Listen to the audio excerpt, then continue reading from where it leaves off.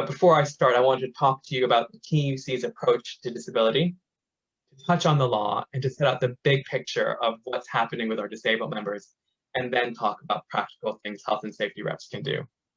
And I think it's always good to start with the facts. So what are the facts? The TUC affiliated unions in total represent around 5.5, 5.6 million workers. And what government's research has found is that around 18% of them are disabled. So that means collectively, we represent almost 1 million disabled workers. Or to put it another way, we represent between 20 and 25% of all disabled people in work. And that's huge.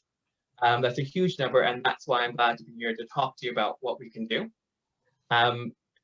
Now, I should say, I can promise you that that 1 million disabled trade union members, they don't all own the label disabled worker. Many of them will have acquired the disability while in work and during their working life. And so they might not own the label disabled, they might not think of themselves as disabled, and they might not know that they have additional legal protections as set out in the Equality Act 2010.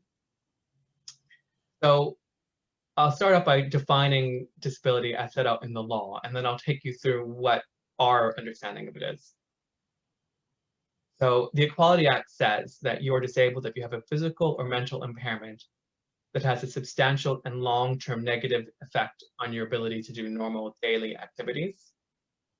And so the first thing you can do is help members understand that they might meet that definition and they might have additional legal protections under the law. And one of those protections is that all employers have a legal duty under the Equality Act to make reasonable adjustments to remove any disadvantages that disabled workers face compared to non-disabled workers. Now, I said that we have a slightly different approach. So the law looks at disability through a medical model lens, and that identifies people as disabled based on their mental or physical impairments, and it focuses on curing or assisting disabled people rather than transforming society so that disabled people can participate fully. And that's not how the TUC approaches it. So we have formally adopted the social model of disability, and that focuses on the ways in which society is organized and society's institutional barriers and those barriers that restrict disabled people's opportunities. And what the social model says is that the best way to ensure disabled people are included is to remove those barriers rather than focus on changing the people themselves. And it's just a bit of I just think it's really important to, at every point, explain that difference. And we produced a number of kind of easy, quick learning modules in case you wanted to unpick more about the different models of disability, the social model being the one that we focus on, but there's also the medical model, which disabled people are very against, and understandably, and also the charity model. But that's not why I'm here today, but it's always useful to spell it out. So what are the big picture facts here? So in 2020, the employment rate for disabled people was 53.7%, compared to 82% of non-disabled people. So that means there's an employment gap of 29%. And our analysis of the labor force survey has shown that the number of disabled people in employment has decreased consecutively for the last 3 quarters. So that's almost a full year in line with the pandemic. And that's at a time when we have a job retention scheme that we're seeing disabled people dropping out of work at an alarming rate. Our analysis also shows that disabled workers on average earn 20% less than their non-disabled peers. So that's £2.10 less an hour. But if you scale it up to a 35-hour working week, what you get on average is they earn £3,822 less than a non-disabled person or their comparator. So that's huge. To be clear, if you are a person of color, you are less likely to be in work. And if you're a woman, if you're a person of color and disabled, you're less likely to be in work. And if you're a disabled woman, the pay gap you experience is much higher. So if we compare disabled women's earnings with the earnings of a non-disabled man, what we get is a 36% difference. Right. So I'm just trying to set out these facts so you understand why it's so important that we focus on trying to keep disabled workers in work, and how we can go about doing that, and what role you can play in addressing these inequalities. And here's another startling statistic, and I'll just end with this one before we go into practical steps, that 2 in 3 people who have died from the coronavirus have been disabled. Okay, so 2 in 3 deaths are disabled people. So what are the practical steps that you can do, or the things that you can take back with you to your workplaces to kind of help address these issues? I mentioned the first thing earlier, and that is you can help members understand that they might have additional protections under the law if they are disabled, even if they don't think of themselves as disabled. If you look at them and realize actually this applies, you can help them with their thinking. 2 in 3 people who've died from the coronavirus have been disabled. And we're hearing a lot of excuses around that. They're older, or they've acquired the disability late in life. Tons of reasons people are saying, and I just will stop right there. It does not matter. Over 100,000 people have died from this pandemic over the last year, and it's a massive government failing. Do not let people use those excuses. They are inappropriate and pathetic. We did not have to have 100,000 people die from this pandemic. The government have failed us. They have failed working people. They have failed disabled people. So let's not let the government off the hook because of their deaths. Now, mentioned earlier, we're seeing disabled workers lose their jobs at an alarming rate. And this is not a surprise. It was exactly the same in 2008 with the previous recession. However, at that time, they did not have the job retention scheme. And what the TUC is calling for at the moment is a temporary legal right for workers that were told to shield to access furlough. So what we are hearing from disabled people, and I cannot think of, and you probably will because I'm going to say this, but I can't think of anyone who has been asked to shield who would not also be disabled. And employers are refusing to put them on furlough. Disabled people should not have to choose between their life or their livelihood. It's an outrageous thing. So I'll admit, I thought I was coming on after Shelley, and she would have talked to you kind of at length about risk assessments and demanding new risk assessments, and I was going to parry off of that. But I think the point here, that you should be working with employers to demand that shielding workers told to shield can access furlough. You should be asking them to top it up to 100%. But if you can't get them topped up to 100%, at least make sure disabled people who've been told to shield aren't forced back into the workplace or put on sick leave, which is a very small amount. So I think that's a really practical step you can take. So definitely trying to get shielding workers told to shield to access furlough on pay at 100%. Now, I mentioned reasonable adjustments earlier. So one of the things that we have been told by our disabled members is that when the pandemic hit, when everyone was, if they were able to ask to work from home, many disabled workers said, okay, you know what, this is a pandemic, this is an emergency, and I will do what I can to support my employer. I will step up and I will work, and I will do so without the reasonable adjustments I need because of what's happening globally. And I think, that was really good of them, but actually now it's about a year later, right? And what we should not have are people with physical impairments not having the equipment they need to do their jobs that they are entitled to as a reasonable adjustment. So I have been told multiple times of people who have chronic pain or back conditions working on their laptop while standing up on an ironing board, right? So that's not an appropriate reasonable adjustment. They agreed to do that temporarily during that flux moment when we're all suddenly asked to be in lockdown. Actually, employers should be putting these things in place, because not having reasonable adjustments in place put their workers, disabled workers, at risk. It means I can have more pain, more fatigue, and they have a legal duty to put those things in place. That hasn't ended during the pandemic.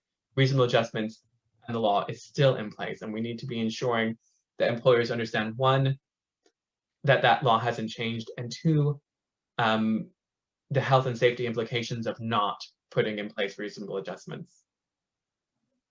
And so the fifth thing I have on my list here is about pay. I mentioned the pay gap earlier, and it's mammoth. And I guess what I'm telling everybody, do not just yourselves, but kind of all people, all trade unionists, is to start raising this internally within their own branch and within their own with their own employers. We are calling for mandatory disability pay gap reporting. Okay? So we have pay gap reporting on gender. The government consulted on pay gap reporting on race. And when they consulted on race pay gap reporting, it was by Bayes. And what they said was, we will not consider voluntary reporting. We know it doesn't work. We look back at what happened with gender pay gap reporting. They ran a voluntary scheme for 4 years and no one reported. So we're not even going to consult. 2 weeks later, the government office that are looking after disabled workers announced a voluntary reporting scheme on disability pay gaps. And if about 3 years ago you suddenly heard someone yell at a really high level for a long time, that would be me in rage at what the government had done. So we are demanding this. We are lobbying. I am meeting with the Office of Disability next week to continue demanding it. There's a big head of steam gathering around disability pay gap reporting. And if you can help increase that, that would be brilliant. You know, it's so important, and voluntarism, it does not work. And I don't know why the government thought they could say on one hand, we won't even look at it, and the other hand say, hey, voluntary over here. But just to say, kind of the only thing the government really focus on when they think about disabled workers is trying to get them off of benefits and using sanctions to do it, and then trying to increase the number of disabled people in employment. It doesn't matter what type of employment, and it doesn't matter if they're paid less than their peers when they're in it. So I just think we have a long way to go. Hopefully some of that was helpful. And again, I'm sure when Shelley comes in, you can kind of think about the things I've said and how you can utilize risk assessments to kind of grind them in. But yeah, I'm not sure how long I've spoken, but hopefully that was good. And I think I've got some Q&A. Thanks, Quinn. No, that's thanks, and thanks for joining us when you did. I think there was some sobering statistics and some sobering thoughts for us all in your presentation, Quinn. I'm going to open out to questions now. So if anybody wants to, if you can stick your hand up, if you've got that facility, it's really helpful. And I'll take people in 2s and 3s if I can. If there's any questions or comments for Quinn. So I've got Louise. I should say I wore a turtleneck because it makes me feel professional. How I like to present.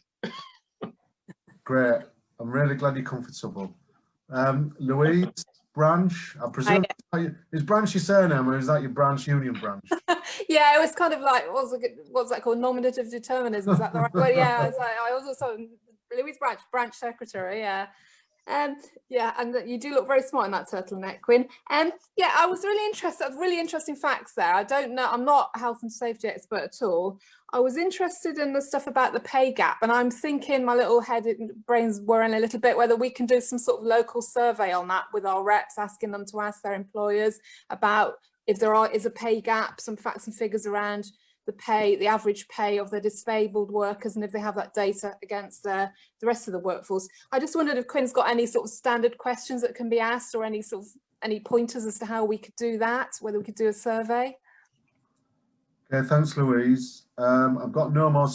Oh, hang on. No, I've got no more speakers at the minute. Oh, hang on, I have somebody now. Justin Smith. Yeah, hi Nick. Hi Quinn. My question is around furlough. So I actually am disabled and classed as disabled, and I've been on furlough for the last 11, 12 months now. with the company because I refused to go in because of all the breaches of health and safety. So if you like, under section 44 of the Employment Rights Act. I'm just wondering why disabled people are having such a problem getting on the furlough scheme, and why employers are directing them towards sick pay, if you like, and going and taking it as absence. I wondered if you could enlighten me, please. Thank you. Thanks, Quinn. Do you want to come back on those two? Sure. So I think the first point about pay gaps and details, what I will do is I am going to multitask right now, and I will chuck into the chat box a link to our recent report on the disability pay gap, our 2019 report. So we've been doing it once, we've been analyzing the gap once a year to identify the day which disabled workers stop being paid. And it won't surprise you that this year they stopped getting paid sooner than last year. And what we do is we set out what we think employers should be reporting on.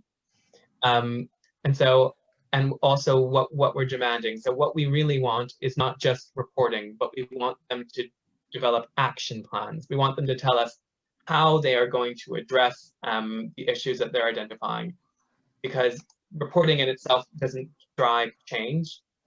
And I think within it, there's a really lovely list of things that we are asking for. So bear with me, because I think I've got this up. So here we go. This will be the link to the 2019 report. And then the 2020 statistics are on a separate page. So that will be telling you like slightly outdated figures, but I'll give you the updated pay gap information as well in case it would be useful. So I think that's probably the most useful way of kind of thinking about what you can get the employer to do and how you can get them to report. I think a lot of employers are still having the issue about gathering, monitoring data and using the right questions. And then there's some thinking that I'm doing with a couple of academics and other policy officers about how we want disabled employers to report on disability. And there are two diverging thoughts about if we break down by impairment type and make that a standard classification across the UK, or if we just ask for a lump sum. And I don't have the answer to where we go with that yet. Hopefully those are helpful. Oh, I'm also bathed in a soft light, so let's pop this down. And then the other question is a really good question, a really good observation around furlough. I think there are a lot of complicated things with furlough, including the fact that a lot of employees who have been furloughed for different reasons have felt incredible isolation and loneliness. But obviously, having access to the furlough scheme where your health is at risk is super important. So the question was why? Why are employers not putting workers on furlough? And I think they're not doing it for a number of reasons. Some are just bad bosses, really bad employers. Others are possibly using it to increase the sickness absence of their members so they can then pull them up on kind of high levels of sickness leave. And so I think I don't want to concentrate too much on why, but to just get them to realize that they should be putting people on furlough. And if they've been asked to shield, we at the TUC think they should have the government should make it a legal right to get on there. But yeah, we didn't do a lot of research into it because we actually thought this is something that's so obvious and so needed. We didn't feel like we needed research to back it up. We just felt like this is obvious. People are sick, you were telling them, or people have high risk, you were telling them not to go into work. We should not be making them to make this choice. So hopefully that helps. Quinn. I've got Adrian Edgington, who's been very, very patiently waiting with his real hand up. And then I've got Paul Jones after that, Paul with a virtual hand. It's just a point of information for Quinn, really. If you are a carer, either part-time or full-time, and you've had to give up work to look after a partner, the government years ago altered the age of retirement. and you can get an allowance, i.e. carer's allowance or whatever, but once that partner, i.e. in my case me, reaches retirement age, and I know I'm only 30, but I'm older than that, the benefit stops because you get your old age pension. And then you start paying shed loads of tax or whatever the problem is. But if you need to talk to people who are carers, who are under retirement age, it's a big shock to lose X amount. You can apply for other benefits, but it's just a big shock when the letter comes and says, well, actually, by the end of the month, you, in my case, I think it's 30 quid a week, whatever it is, it's going to stop. And also to answer the previous Louise's question, in our generation, wearing a polo neck like that was to hide your love bites. But that's a different argument. Thank you, Chair. Thank you, Adrian, for that insight. Paul?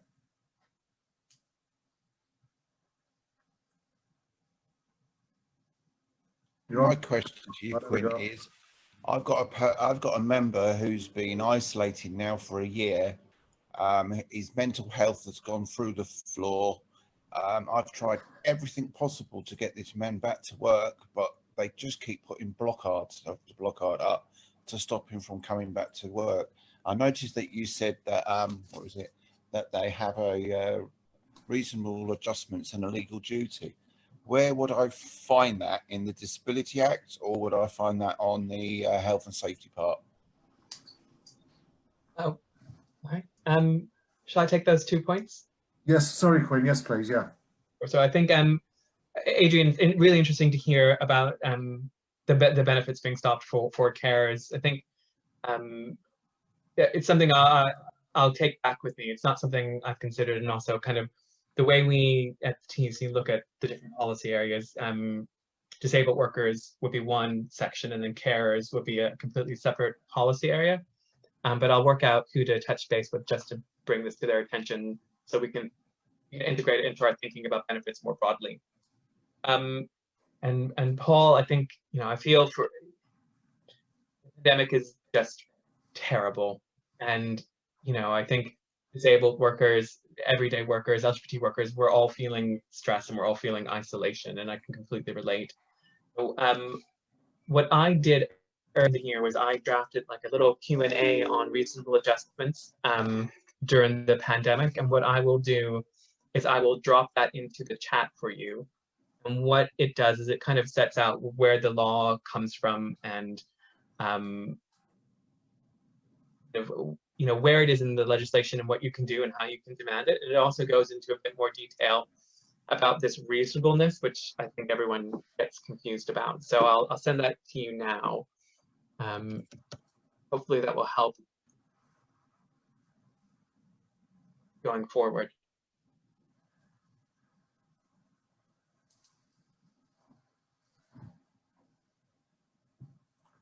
Okay, thanks, Quinn. Okay, everybody, I can't see any more people indicating to speak. So I'd like to thank you again, Quinn, which was, as I say, was a really sobering update, really, for us all. So thank you ever so much for that, and thank you for the questions.